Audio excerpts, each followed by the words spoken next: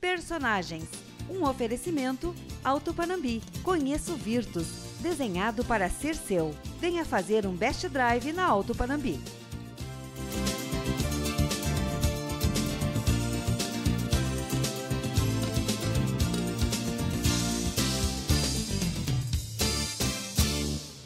Ela é empresária, um ser político e preside a Federação das Associações Empresariais de Serviço do Rio Grande do Sul. Nossa personagem hoje, Simone Leite. Bem-vinda. Simone, nós estamos tratando, neste ano eleitoral, de muitas questões aqui no Rio Grande do Sul e tem o senso comum dizendo que nós temos o estado com maior número, os impostos altíssimos, um estado quebrado com uma dívida impagável. E tem um monte de gente dizendo agora que o estado tem saída. Tem saída esse estado e a que custo? Primeiro dizer da alegria, né, de poder estar aqui conversando, João, contigo, em Cruz Alta.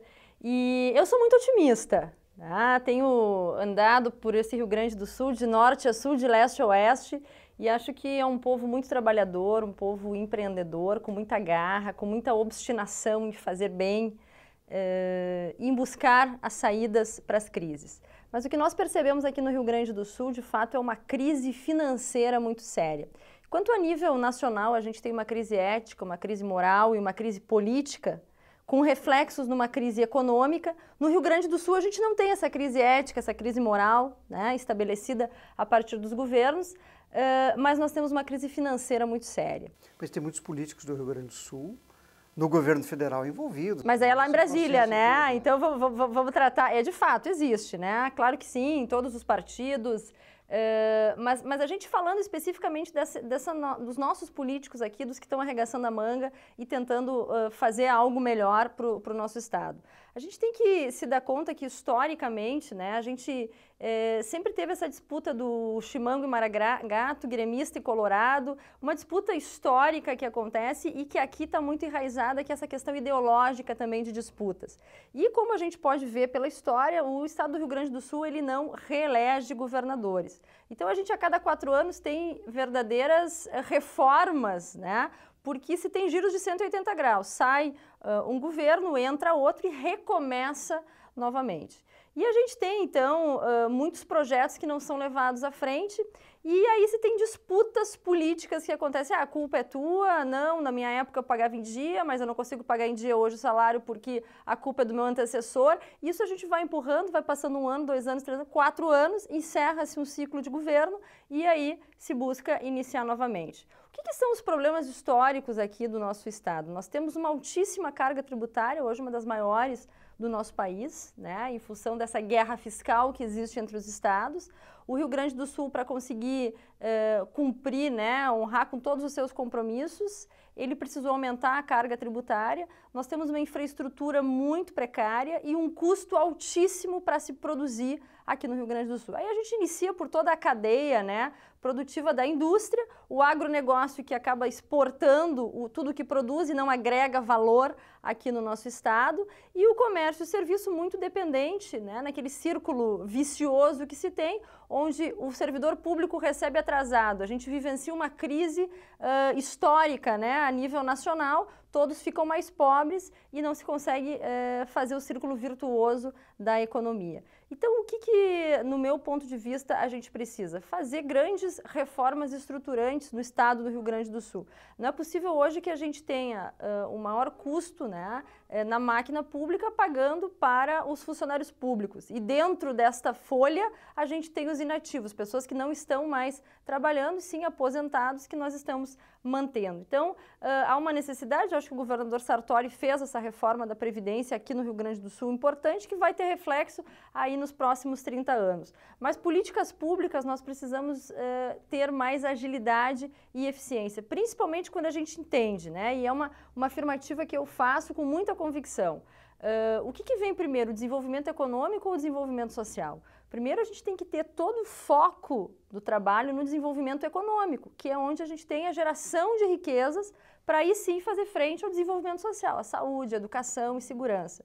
E no nosso estado, a gente fica sempre buscando, né, formas de conduzir políticas sociais, ao invés de dar ênfase a políticas econômicas e no âmbito do empreendedorismo. Só cito 2 exemplos. Hoje, a cada 2 dias, uma empresa sai do Rio Grande do Sul para empreender em outro estado. Quais são os pontos, né? Primeiro, carga tributária. Segundo, excesso de burocracia. Aí nós estamos falando de licença ambiental, que leva muitos dias para se conseguir ter. Outro ponto, né, que a gente está reinventando a questão da Lei Kiss, né, a tragédia que houve da Boate Kiss, surgiu uma nova legislação. O Rio Grande do Sul hoje tem um problema com relação às licenças dos bombeiros. Isso é um problema muito sério. Então, a gente tem empreendedores que estão com seus estabelecimentos prontos para iniciar a operação, não conseguem porque não tem a liberação dos bombeiros. Precisa de dinheiro para isso? Não, precisa de vontade política para fazer as coisas acontecerem com mais celeridade. E depois o terceiro ponto, né, que eu falava, carga tributária, excesso de burocracia, enfim, precisamos simplificar mais a legislação. E o terceiro ponto é a questão da infraestrutura, hoje muito precária, muito séria. A gente só cita, né, um exemplo, que é o nosso Porto de Rio Grande, que é por onde escoa toda a produção, onde sai a exportação, entra a importação, e aí a gente está competindo com Santa Catarina, que tem 4 portos, que funcionam muito bem, são muito eficientes, né? E aí sai do centro do nosso estado uma carga, ela custa mais barato pelo porto de Santa Catarina do que pelo porto de Rio Grande. E aí a gente começa novamente, né, a perder competitividade para outros estados. E aí nós não precisamos ir longe. Santa Catarina está aqui do nosso lado. A gente, para abastecer o carro, né? Agora eu tive semana passada em Nonoai. E aí nós estávamos ao lado de um empresário, né, que tem um posto de combustível. Ele disse assim, não, eu tive que alugar o meu posto para uma grande rede, porque desde que o Sartori entrou, aumentou o imposto, o meu faturamento caiu. De lucro eu passei a ter prejuízo todos os meses, porque roda-se 20 quilômetros e se abastece em Santa Catarina com um valor muito menor. Então é isso, é a competitividade que a gente tem que estar muito mais atento. A Walmart está anunciando sair do Rio Grande do Sul e do Brasil, inclusive. Qual é o custo dessa transformação toda? Quem deve ir para o sacrifício? Nós já temos sacrificados aí que são sistemáticos, né? Por exemplo, o setor da educação, a segurança. Eu acho que a população, de forma geral, que vive, né, num estado muito inseguro, com uma educação que não é eficiente e uma saúde muito precária. Nós mesmos, né, falando sobre esse ponto, defendemos, enquanto Federasul, o regime de recuperação fiscal que o Estado, então, buscou junto ao governo federal para poder manter essa liminar do não pagamento das parcelas da dívida todos os meses. E o nosso ponto grande de defesa foi justamente dizendo que nós temos que poder proteger as vidas dos gaúchos, né? Quando a gente não tem dinheiro para a segurança, são vidas que se perdem, porque a violência, ela hoje está disseminada no estado do Rio Grande do Sul. Não é mais na grande Porto Alegre. Os bandidos, eles estão indo para o interior e as pessoas estão totalmente desprotegidas. Primeiro, em função do próprio Estatuto do Desarmamento, não tem mais arma em casa para se proteger. Segundo, que nós temos hoje a questão, né, de servidores que não tem... Vai para uma cidade do interior, a gente tem hoje 3 brigadianos para fazer 3 policiais para fazer turnos de 24 horas, 7 dias por semana. Em algum momento não vai ter nenhum brigadiano naquela cidade, né? E o outro ponto que a gente vê é a própria questão de quantas vidas se perdem nos corredores de hospitais, por falta de serviço adequado, por falta de investimento, e isso é muito sério. Então, quem hoje perde com isso é a sociedade gaúcha, são os gaúchos. Claro. Tu tens a dimensão, consegues mensurar qual o grau de influência, de peso, de importância, por exemplo, da Federasul na discussão desses processos e no sentido de influenciar, de fato, as transformações? Eu entendo que a Federasul hoje é uma grande ferramenta de transformação, porque nós estamos, né, agregando milhares de empreendedores, de homens e mulheres, que de forma voluntária estão trabalhando pelo seu município, trabalhando pelo estado, mas principalmente trabalhando pelo seu próprio negócio, que gera muitos postos de trabalho e gera a riqueza que desenvolve o nosso estado. Então, a gente está, e isso também, né, é um dos motivos que nos traz aqui para Cruz Alta, justamente para mobilizar e incentivar que mais pessoas estejam próximas, né, desse grande movimento que é a participação política, não empresarial, mas a participação política de empreendedores, né? E quem são? É a classe produtiva, os trabalhadores, os empresários que precisam sair de trás da mesa, precisam sair de trás do balcão e influenciar mais. A gente percebe que os grandes temas passam pelas discussões nas mesas de reuniões da Federação. Isso tudo é muito importante porque a gente acaba disseminando, né, todas essas boas práticas que acontecem e somos nós formadores de opinião nas nossas comunidades. Então a gente tem possibilidade de influenciar o debate hoje nas nossas cidades, que é fundamental. Então veja, a gente está num ano eleitoral, né? Muitas pessoas acabam pelas redes sociais, né? Ou eu amo, eu odeio, ou eu concordo, ou eu discordo, mas não vão no cerne hoje dos problemas ou aprofundam as discussões. São discussões muito rasas, assim, né? Daquelas opiniões que a gente lê em uma frase, então eu sou a favor ou eu sou contra. E o que nós precisamos cada vez mais é tirar o debate ideológico e político, porque é aquela historinha do caranguejo, né? Hoje o Rio Grande do Sul está muito em sintonia com essa historinha, porque são todos os gaúchos dentro de um balde, aí um consegue sair, o outro vai lá e puxa, não, se eu não sair, tu também vai ficar e vamos todos morrer juntos aqui. A gente precisa desbravar, a gente precisa mudar justamente essa lógica. E no nosso ponto de vista, a Federação, ela tem essa possibilidade de fazer esse bom debate sem esse viés ideológico. Eu mesmo tive a oportunidade e tenho estado com muita frequência na Assembleia Legislativa. Lá, nós não temos espaço para debate político. O que deveria acontecer lá é o debate do desenvolvimento, do progresso, né? Achar as saídas para todas essas crises que nós vivemos no nosso estado. E o que nós encontramos lá? Justamente os deputados que defendem o seu projeto pessoal, o seu projeto político de permanência, de reeleição, ou o projeto do seu partido. Então aconteceu agora, e eu cito só o último momento que lá estive, porque várias vezes isso acontece, de a gente tentar fazer um bom debate com argumentos, porque contra fatos e dados, né, não se tem muitos argumentos, então levando um debate muito coerente, e o deputado me dizia, Simone, tu podes ter razão, mas eu não vou nem seguir te ouvindo porque o meu partido é contra, meu partido não é base do governo e nós não somos favoráveis, nós vamos votar contra. Infelizmente, disse, olha, então eu encerro aqui, eu não tenho mais nada para te dizer, apenas registrar que vocês estão votando contra o Rio Grande do Sul, contra o desenvolvimento, contra aquilo que nós estamos buscando, que é de fato uma vida melhor para as futuras gerações, porque para a nossa, eu acho que vai levar um certo tempo para a gente conseguir sair, né, desse círculo vicioso. Neste contexto, a sociedade de hoje manifesta claramente um ceticismo na política, nos políticos, não enxerga a possibilidade de mudança, porque os discursos agora são todos requentados, né?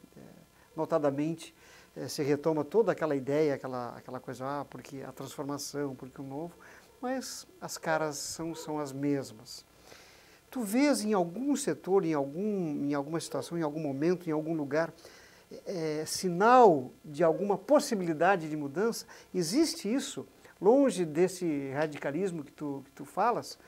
Vejo sim, e a gente tem acompanhado, né, muitas pessoas que estão, de fato, colocando o seu nome à disposição para poder fazer um trabalho diferente. O que me entristece, de certo ponto, é que as pessoas, de forma geral, né, o eleitor, ele deixa para a última hora, ele pede a opinião do vizinho, do pai, da mãe, enfim, ou do filho, né, na hora de ir para a urna para votar. O que nós precisamos, de fato, é fazer uma reflexão sobre tudo isso que está se colocando hoje à disposição da sociedade. E também esse é um papel da Federação e nós estamos ocupando esse espaço, que é incentivar as pessoas a ocuparem espaços de decisão. né? É aquilo que eu disse, é sair de trás da mesa, sair de trás do balcão e, de fato, ocupar um espaço de decisão. A gente tem um exemplo aqui em Cruz Alta, que é o Emerson, né? Um empreendedor que em algum momento foi, então, um líder empresarial e hoje está participando ativamente da administração pública. A gente tem o Darcy, que deixa o seu negócio, a sua família, e empresta a sua credibilidade, o seu trabalho para uma entidade de classe de forma voluntária. Então, o que a gente precisa, de fato, é disseminar essa boa prática, e nós estamos observando que está aumentando esse movimento. Por quê? Porque no momento de crise, né, eu sempre brinco dizendo que a parte, né, o órgão do ser humano mais sensível é o bolso. Enquanto a gente vivia em pleno emprego, uma situação confortável, uma estabilidade financeira, cada um estava cuidando do seu próprio negócio, né, se preocupado com as suas viagens, com a sua família e tal, e a vida seguia. No momento que a gente sofreu e todos nós ficamos mais pobres com essa crise, a gente parou para pensar, pô, mas o que eu posso fazer para influenciar para que isso não aconteça ou para que essa situação mude mais rapidamente. E aí as pessoas estão trabalhando mais em prol da comunidade, porque nós somos hoje seres muito individualistas, né? A gente tem um baixo engajamento e isso faz com que sempre os mesmos permaneçam no poder. E aí tem muitas frases, né, famosas que dizem que se os bons não se colocam à disposição, serão governados pelos maus políticos, porque o espaço sempre será ocupado, a cadeira do vereador, do deputado, do governador, ela sempre vai ser ocupada. Se nós não colocarmos toda a nossa expertise, né, toda a nossa coragem, a nossa determinação em favor de um novo momento, a gente vai ter sempre os mesmos resultados. Mas eu entendo que a sociedade ela está observando mais e participando mais também. Nós temos muitos políticos envolvidos em corrupção, mas também tem muitos empresários e muitos outros setores da sociedade que transformaram o Brasil nessa situação que está aí, né? O Brasil que a gente quer para o futuro certamente não é esse que vivemos no presente. Em que momento e de que forma esta coisa da corrupção, que abrange todos esses setores, pode, de fato, ter uma influência negativa num processo de escolha? Porque as pessoas dizem, olha, todo mundo é corrupto. E o senso comum leva para essa conclusão, que pode não ser verdadeira, mas é uma sensação.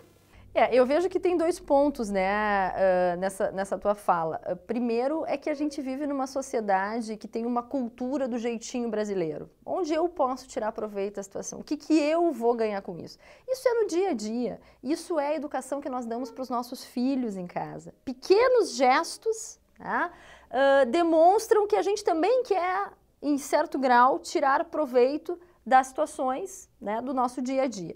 Pode ser no trânsito, pode ser na própria escola, pode ser na empresa, pode ser na fila do banco, pode ser porque eu sou amiga do prefeito, do vereador, então eu vou ver se o meu alvará sai mais rápido do que o meu concorrente, enfim. Então são situações mesmo que está hoje na cultura do brasileiro, isso é algo que nós temos que mudar. E eu vejo com bons olhos essa nova geração. Eu tenho um filho de 23 e um de 13 e percebo que eles estão muito mais conscientes sobre o que é certo e o que é errado. E isso é algo que nós temos que estimular cada vez mais e debater muito mais, né? Eu acho que esse é um papel da escola, mas da sociedade de forma geral, inclusive da Federação, fazer esse bom debate é o que nós estamos fazendo. Com relação à corrupção, a gente tem, né? Se tem corrupção é porque tem o corrupto e tem o corruptor. Grandes empresários sujaram os seus nomes, foram presos, né? Alguns ainda serão presos, assim como os políticos também. Então a gente vivia uma onda, né, de buscar a aproximação com o poder público, de alguma forma, né, e de forma ilícita, favorecer a mim, ao concorrente, enfim, e nada acontecia. Então, ontem mesmo eu estava ouvindo um jornalista falar que o crime ainda está compensando no Brasil. O crime compensa, eu vou lá, eu pago de alguma forma, mas a minha família tem dinheiro para 3, 4 gerações, fruto do roubo, né, da corrupção que foi praticada. E eu percebo que as pessoas elas estão mais alertas para tudo isso e a própria justiça está fazendo o seu trabalho. Então era esse momento da Operação Lava Jato, parece que é um lavar de almas, assim, né? Puxa, o crime não vai mais compensar, as pessoas vão pensar antes de fazer. E aí o que a gente precisa? Mudar os agentes públicos. E a eleição é hoje uma grande ferramenta que nós temos para isso. Olha, estas pessoas que estão, sempre tem as exceções, né? A gente fala, senão não são todos os políticos e não são todos os empresários também. Mas quando a gente enxerga que as pessoas estão há muito tempo na política, vivem da política, né? Enriquecem a partir da política, tem que tirar do jogo, tem que colocar outras pessoas para fazer diferente e trazer novas práticas para aquilo que é público. Tens que responder de novo. Não serás candidata ou não pretendes governar o Rio Grande do Sul? Eu acho que a gente não precisa ter mandato para influenciar ativamente na política. Eu não pretendo, não serei candidata. Acho que a gente pode apoiar grandes projetos e o que eu trabalhei e infelizmente, né, tive todas essas minhas convicções frustradas a partir do que se desenha aqui, é que nós tínhamos que ter um grande projeto para o Rio Grande do Sul, onde os principais partidos, principalmente aqueles partidos que têm os seus projetos muito parecidos, né, que fazem o mesmo debate, PMDB, PP, PSDB, Partido Novo, enfim, nós deveríamos estar todos juntos, unidos, para trabalhar o futuro do Rio Grande do Sul e não pensando no seu protagonismo, no protagonismo, né, individual ou do partido, ou buscando ser o centro, enfim. Mas quem tem que fazer essa mediação? São os partidos políticos, mas eu acho que não existe ainda essa consciência hoje no Rio Grande do Sul e talvez tudo isso seja o resultado do que nós temos no nosso estado. Tá? No momento que a gente percebe que o individualismo prevalece, que o protagonismo individual é o que se busca como fim, a gente não consegue ter esse consenso coletivo. Né? No momento que a gente começa a se dividir, novamente o Estado se divide. Tá? Aí a gente vai ter uma campanha com muitos debates, ânimos acirrados, quando no fundo a gente percebe que 5 ou 6 falam a mesma coisa de um jeito diferente. E que se tivesse uma integração, uma união, a gente poderia ter uma eleição muito curta, de primeiro turno, a gente poderia ter uma assembleia unida, fazendo exatamente aquilo que precisa, aprovar os projetos que visam o desenvolvimento do nosso Estado. Muito obrigado, Simone. Simone Leite, presidente da Federação, foi a nossa personagem de hoje. Até a próxima.